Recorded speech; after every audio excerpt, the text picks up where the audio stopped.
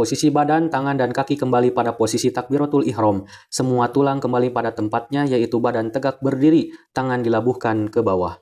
Dalil 1, Alimni ya Rasulullah, faqala idza kumta ila sholati fa asbighil wudu'a, thumma istaqbilil qiblata faqabbir, thumma qra ma tayassara ma'aka minal Qur'an, thumma rka' hatta tatma'inna raki'an, thumma rfa' hatta tastawiya qa'iman, thumma isjud hatta tatma'inna sajidan, thumma rfa' hatta tatma'inna jalisan, thumma isjud hatta tatma'inna sajidan, thumma rfa' hatta tatma'inna jalisan, thumma fa'al dzalika fi sholatika kulliha. Sahih Bukhari nomor 5782. Dari Abu Hurairah, selanjutnya beliau bersabda, kemudian rukuklah hingga kamu benar-benar ruku dan bangkitlah dari ruku hingga kamu berdiri tegak. Dalil 2. Faqala Abu Humaydis Sa'idiyyu ana kuntu ahfadhukum li salati Rasulillahi sallallahu alaihi wasallam. Ra'aituhu idza kabbara ja'ala yadayhi hidha'a mankibaihi wa idza raka'a amkana yadayhi min ar-rukbatayhi thumma hasara dhahrahu fa idza rafa'a ra'sahu istawa hatta ya'uda kullu faqarin makanahu. Sahih Bukhari nomor 785.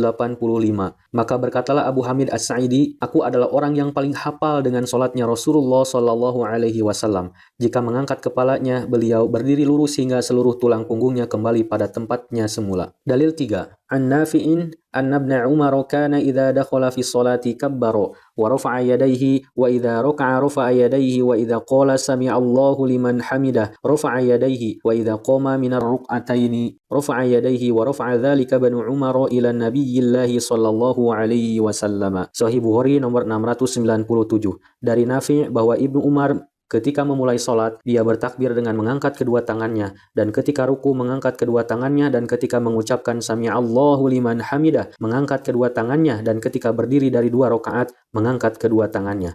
Lalu Ibnu Umar mengatakan bahwa Nabi SAW melakukan seperti itu. Dalil 4. An Abi Kilabata annahu ra'a Malik bin al-Huwairis idza shalla kabbara thumma rafa'a yadayhi. Sahih Muslim nomor 588. Dari Abu Kilabah bahwa dia melihat Malik bin al-Huwairis apabila salat maka dia bertakbir kemudian mengangkat kedua tangannya. Dalil 1, kalimat dan bangkitlah dari ruku hingga kamu berdiri tegak menunjukkan agar bangkit dari ruku adalah dengan berdiri tegak, dan perintah untuk berdiri dan posisi tangan tidak dijelaskan harus kemana.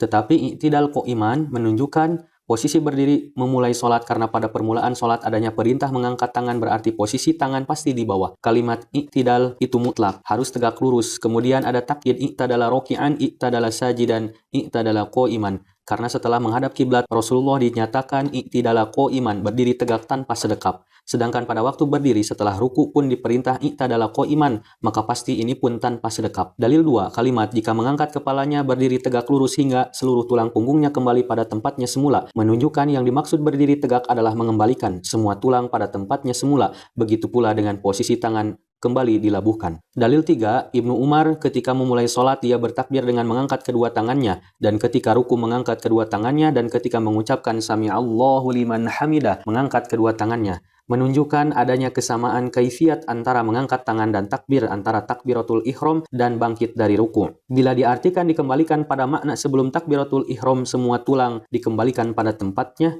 posisi tangan di bawah, karena bila kita melakukan salah satu kaifiat takbiratul ihram yang sesuai hadis sahih, yaitu dalil 4, kalimat Malik bin al-Huwairis apabila sholat maka dia bertakbir kemudian mengangkat kedua tangannya.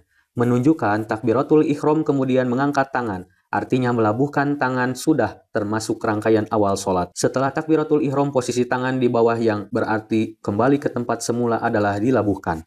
Kesimpulan, posisi badan tegak berdiri adalah posisi sempurnanya berdiri dengan mengembalikan posisi tulang badan atau punggung dan tangan dilabuhkan ke bawah pada posisi berdiri seperti memulai takbiratul ihram. Posisi badan, tangan dan kaki kembali pada posisi takbiratul ihram. Semua tulang kembali pada tempatnya yaitu badan tegak berdiri, tangan dilabuhkan ke bawah adalah mengembalikan semua posisi ke tempat semula, yaitu pada awal sholat dengan posisi badan yang tegak berdiri, tulang badan atau punggung menempati posisi kembali serta kedua tangan dilabuhkan kembali.